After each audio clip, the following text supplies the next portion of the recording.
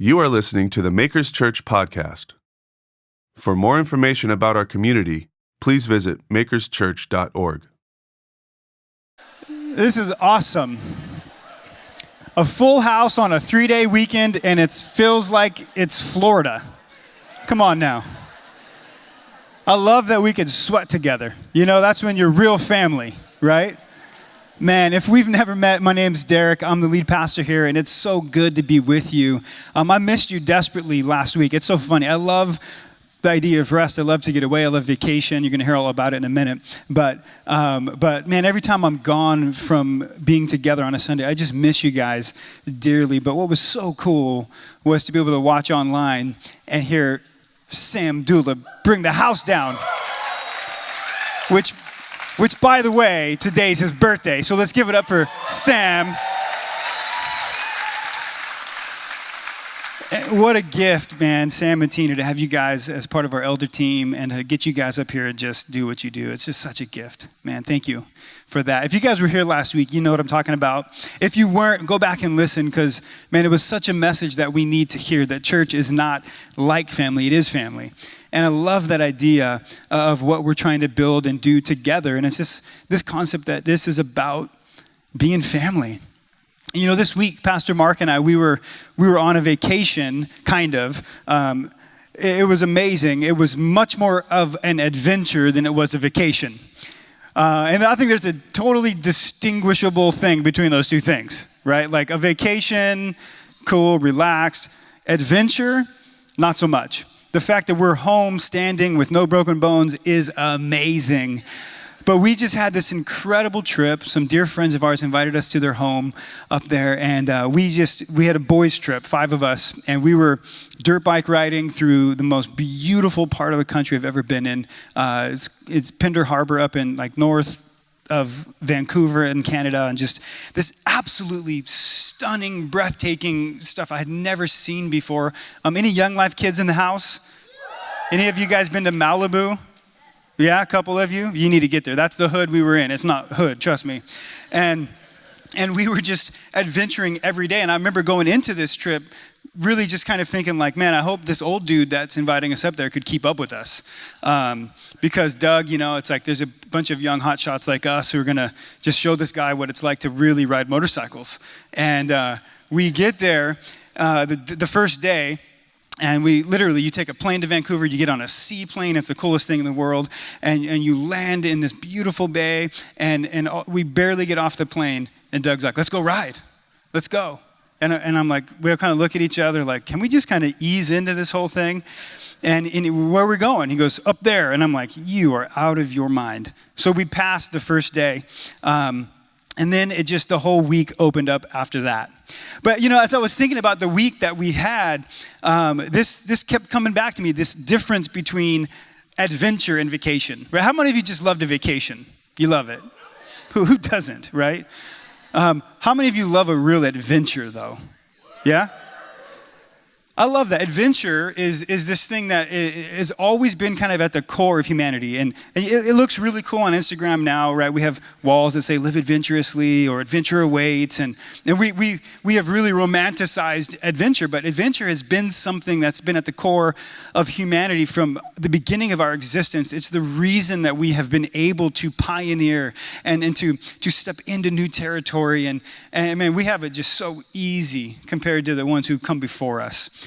And I think we misunderstand what real adventure means because particularly I think it's because we are each wired differently, right? For some of you, adventure means like throwing a pair of underwear in a backpack and jet setting across the world with no plans, nothing in line, and that's like the most adventurous thing you could do. And others of you are uncomfortable in your seat thinking about that, right? You're like, no.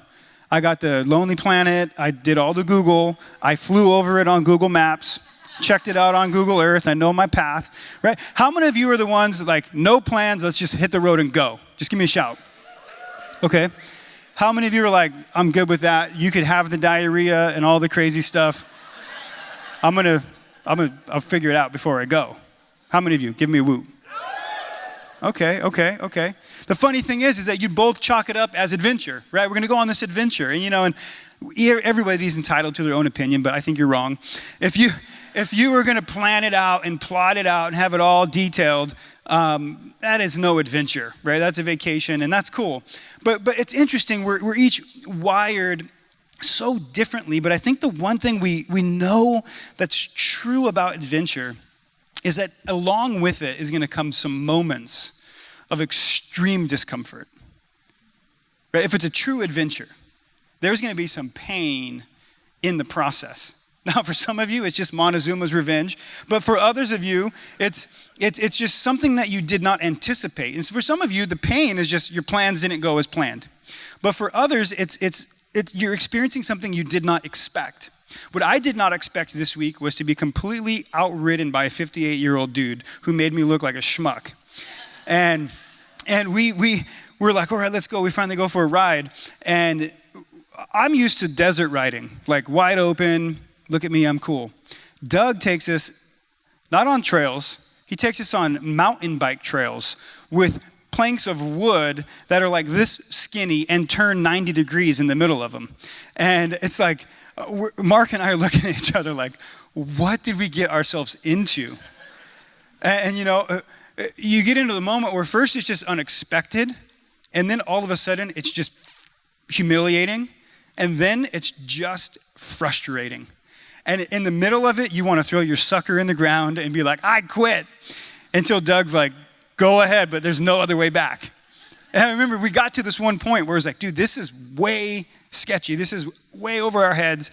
There's got to be like a fire road or something that takes us back. And Doug's the only one with the GPS. And he's looking at it and he's like, nope, there's no other way back. We got to go back to where we came. And we're like, no, dear God. But we did it. We did it. And I think that's the interesting thing about adventure is that you'll find yourself in these moments where it's just absolutely troublesome and uncomfortable, and you might not think you can make it through it. And you hate it in the moment, but when you look back on the adventure, you're like, man, that was all part of the process, right? But you can't say it when you're in it. I love the word in the defined in the dictionary. It says, this is what adventure is: an undertaking or enterprise of a hazardous nature, an undertaking of a questionable matter, an unusual or exciting experience, participation in hazardous or exciting experiences. Mark, that's what we did this week. We participated in hazardous experiences. But when you're romanticizing adventure, you don't really think about all of that. You don't imagine that the painful, uncomfortable part of it, but it's always there. Some of us are wanderlusts, and we actually like that part of it. It's something that we enjoy, and we like delicacies, and we like just pushing the envelope and trying things that are outside of our comfort zone. Some of us are wired that way. We actually like to be uncomfortable. Some of you are like, I like yoga, but I'm really not going to understand yoga until I experience it like in India, where it all originated, right? And so you have to like jet set and go to India and experience yoga. But others of you are like, nah, I'm going to stay here, right? Like, you're like, this is good, right here. And you're not into the like full-blown experience. It's interesting to me that we could be wired so differently, yet I think there's something intrinsic in all of us, regardless of the way we're wired. And it's that each and every one of us have this longing, this need for destiny.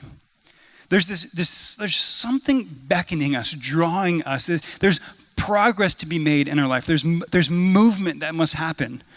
And along with destiny comes this idea that there is a destination, that there's a place that we're trying to get, whether it's a goal or a dream that you're aiming for in life, or it's a promotion at work, or it's the kind of character that you want to build. There's this thing that we're aiming for. And I love, the old saying, like, it's not about the destination, it's all about the journey. Bull crap. Like, the journey's awesome, but if you never wind up somewhere, it's awful, right? Like, if you're just lost the whole experience of your life, like, it's like we're driving somewhere. And it isn't until you actually get there that you can look back on the adventure and say, that was all for something. But this destiny thing is what's driving us to experience something often outside of ourselves. And the novelty of adventure, it could be consuming, it could be beckoning, it could be calling us, but the reality of it is just plain out uncomfortable. And I think God loves to take us on adventures. God loves to bring us along the journey. Well, quite simply because it's the only thing that's going to allow us to get to the place where we'll be prepared for and enjoy the destination. If you look in the scriptures at Exodus, chapter 13, verse 17, it says, when Pharaoh let the people go, God did not lead them on the road through the Philistine country, though that was shorter. For God said if they face war, they might change their minds and return to Egypt. So God led the people around by the desert road toward the Red Sea.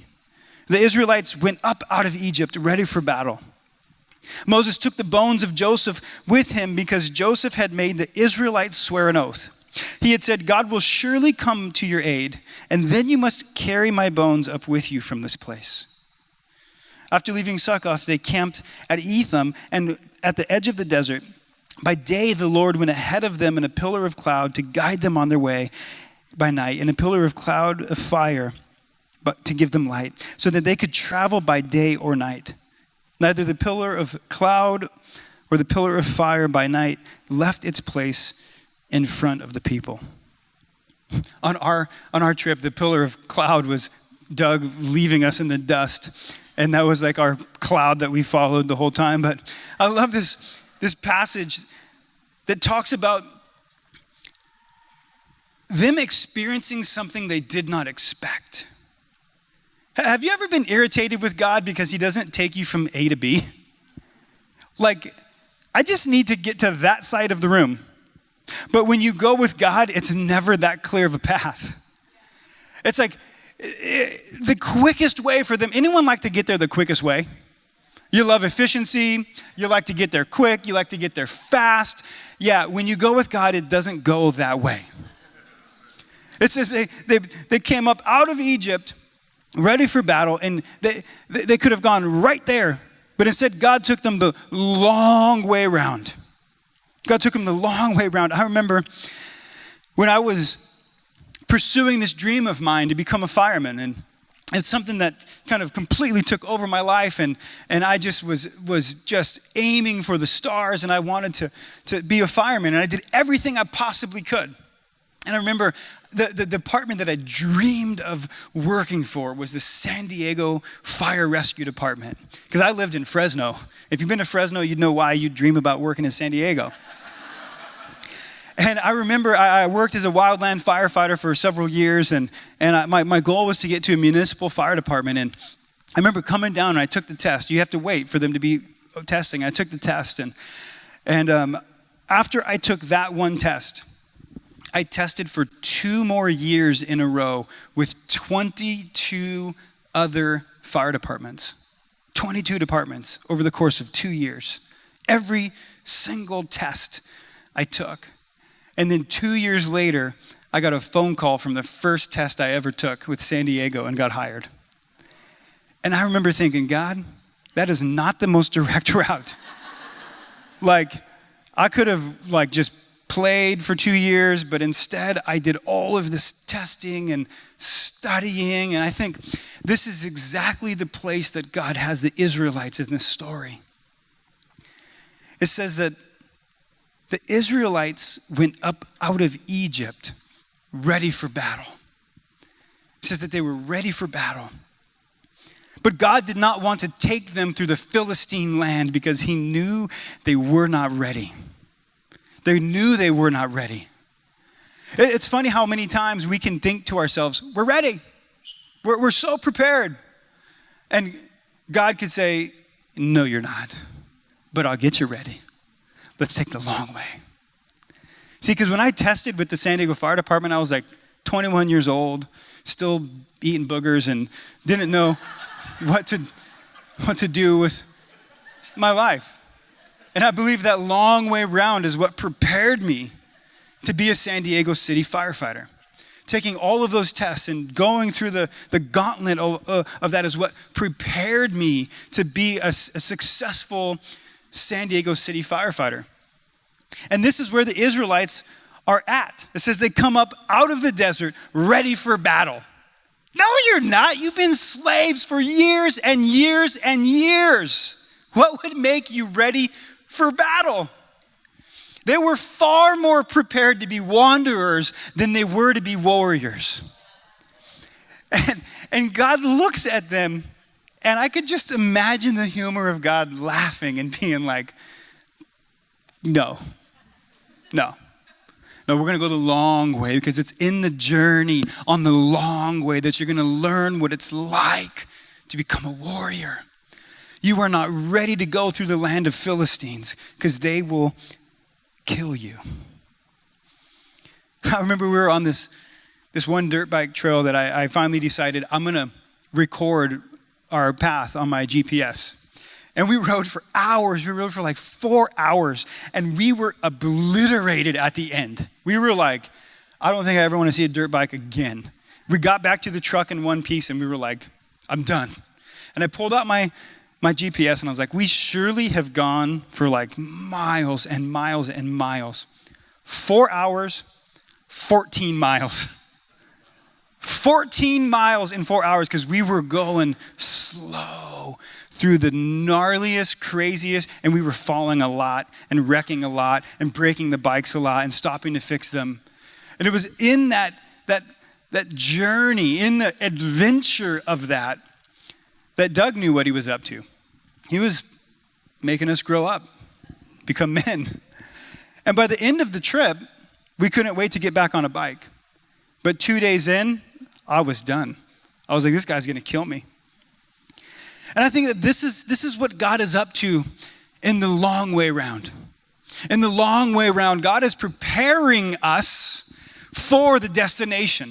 God has something so good for us that if we get there without going through the gauntlet, we won't even know what to do with it.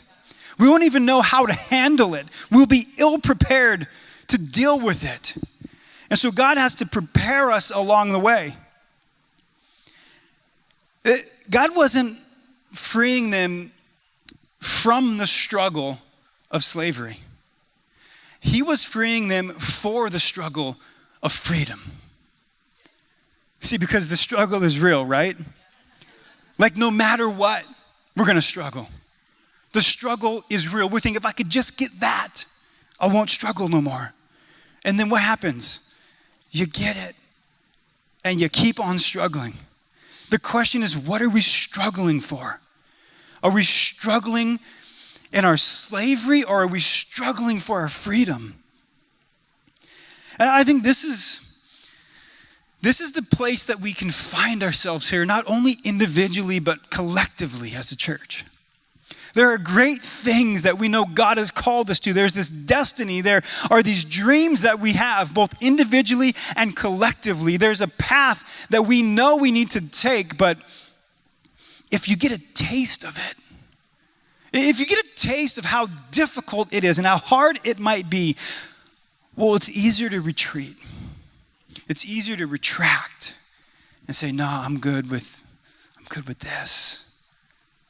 But if we stay where we are, we will never step into the future that God has for us.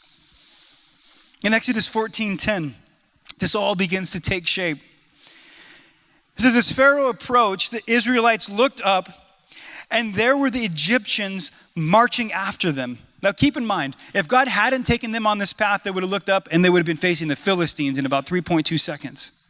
But God had already spared them from the Philistines. He had taken them the long way around, and now they look up and the Egyptians are pursuing them. They're terrified, and they cried out to the Lord. They said to Moses, was it because there were no graves in Egypt that you brought us to the desert to die? I said that a few times this week. Is it because there were no graves in San Diego that you brought us to Canada to die, eh?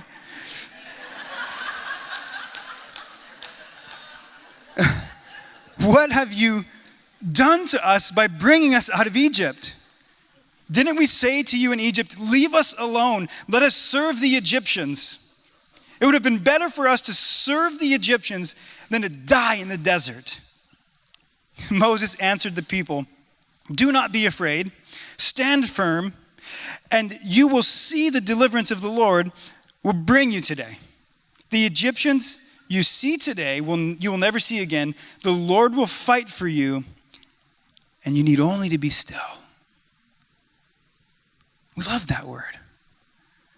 We love that idea. Like, that's a ticket to kick it. Like, I'm going to just be still and watch what God will do. You ever tried that? You just retreat and you wait and you pray and you ask and you're like, God, I'm looking for you in the thunderstorm. I'm looking for you in the whisper. God, where are you? And the moment we stop, the moment we retreat, is the moment that we will stop hearing. Because Moses was wrong. Which, by the way, is a good point. Leaders will be wrong a lot. We love that word.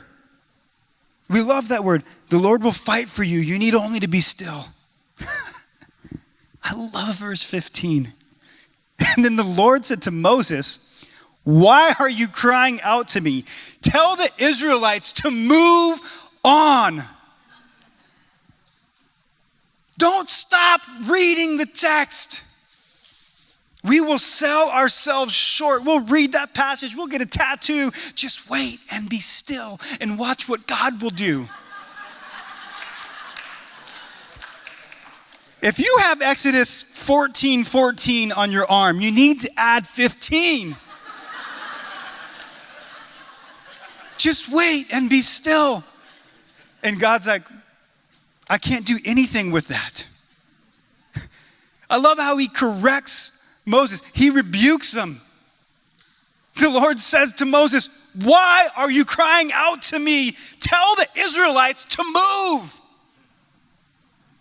Don't wait.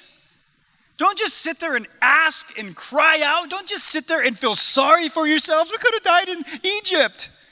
Did you bring us to the desert to die? No, I brought you to the desert to make you into the person that you're supposed to be.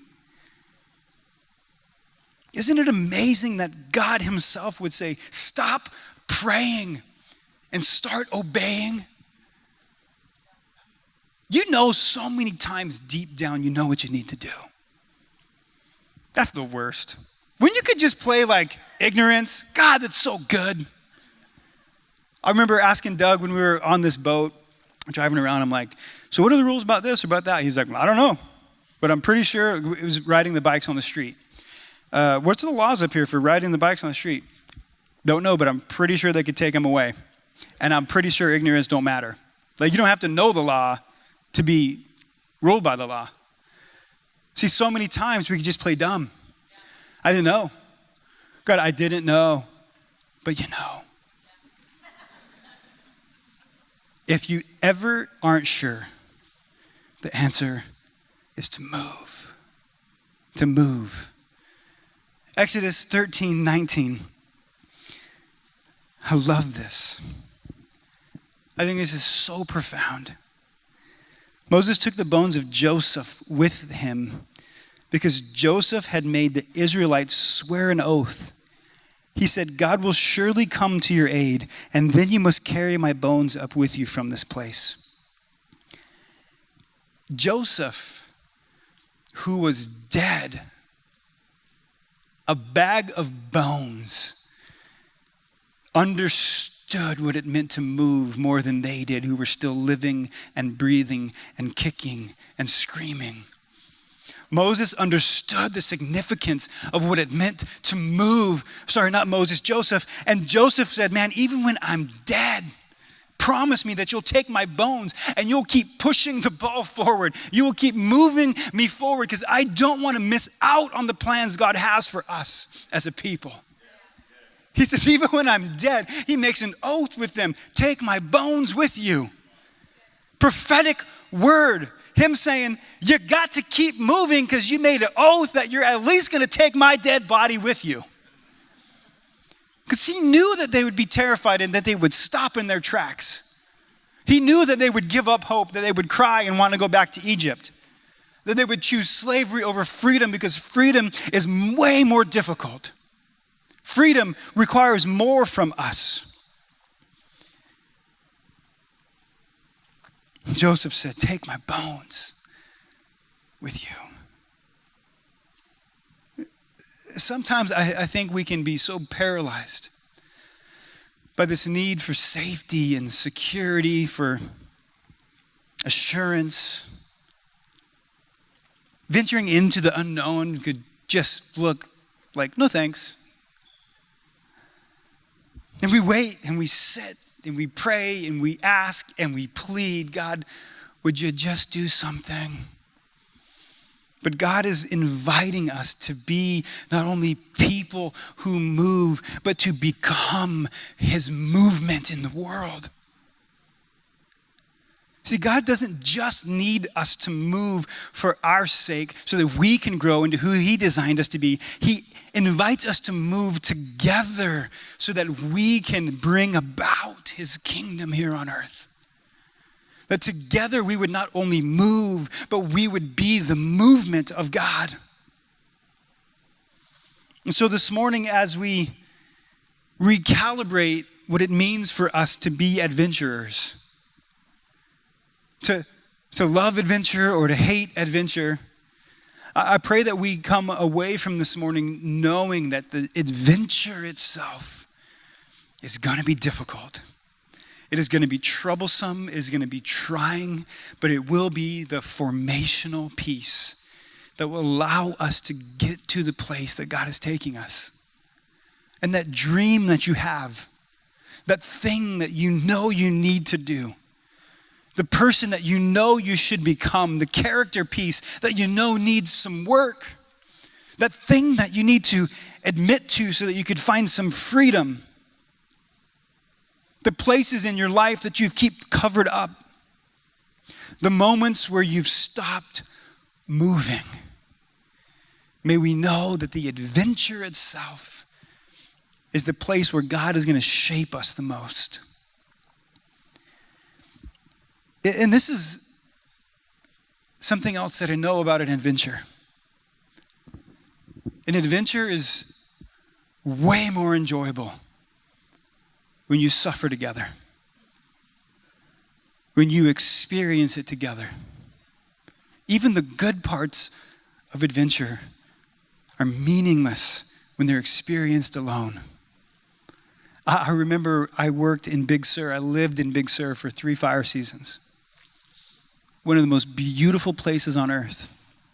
And I remember I would go on my own hikes, and I would just at work be going into a fire, doing a thing, and just seeing these most beautiful landscapes and remembering, I wish Laura was here.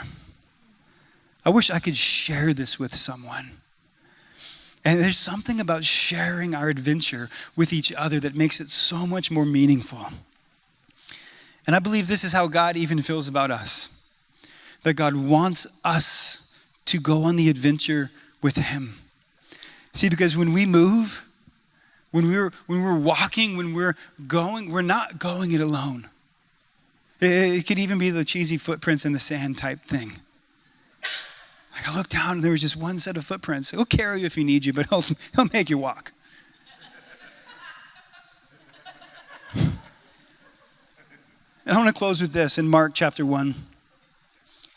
Verse 16. This is for those of you who are planners and plotters, for those of you who got to read Lonely Planet, for those of you who got to have every move charted out and everything known and seen.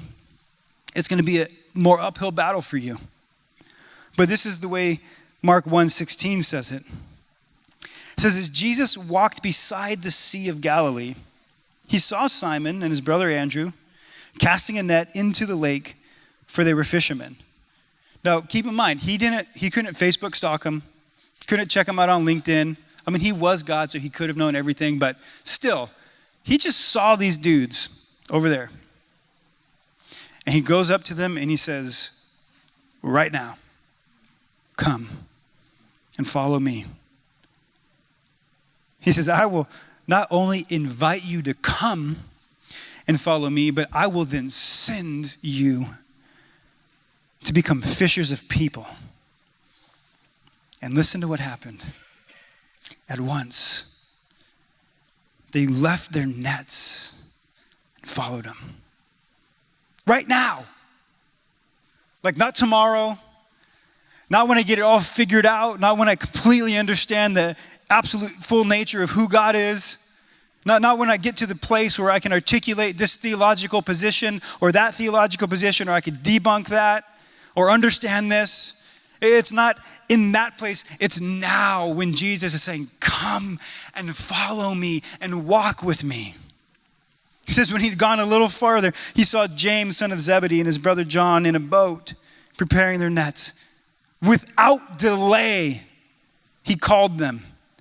And they left their father Zebedee in the boat with the hired men, and they followed him. I love this picture. Jesus hadn't walked on water yet, so they didn't think they could either. They didn't just get out of the boat and run after Jesus. No, they dove in and swam. They were so eager to go with God, to walk with him. Jesus was spontaneous. He was about the now, not the then. And what Jesus is inviting us into is to walk with him on a journey. And it is in that journey that he will form us. It is in that journey that he'll shape us and transform us. You don't have to have it figured out. You don't have to have it all together. You don't even have to be good at anything. He just says, come. Come now. It isn't the place where we need to get things in order. You could give up the Lonely Planet Bible where you get it all figured out. You could give up having to be able to articulate anything specifically. It's just as simple. Come and move. Come and move. And the most beautiful thing is that what Jesus invited us to do was not only to walk with him, but to become his movement. Our destiny, our destination is a recreation, a reconciliation of all things, a new heaven and a new earth where everything is made right, where everything is put into order. There's no more crying, no more fear, no more tears, no more gnashing of teeth. None of that will be part of our future. And we are the ones who get to move towards that future together, ushering it in together. What God calls us into, he leaves us up to. He says, I want to give you a taste of my kingdom, and then I want you to go out and be the ones who make it, create it. It is in that journey together that we will sense heaven on earth. It begins now. You are listening to the Makers Church podcast. For more information about our community, please visit makerschurch.org.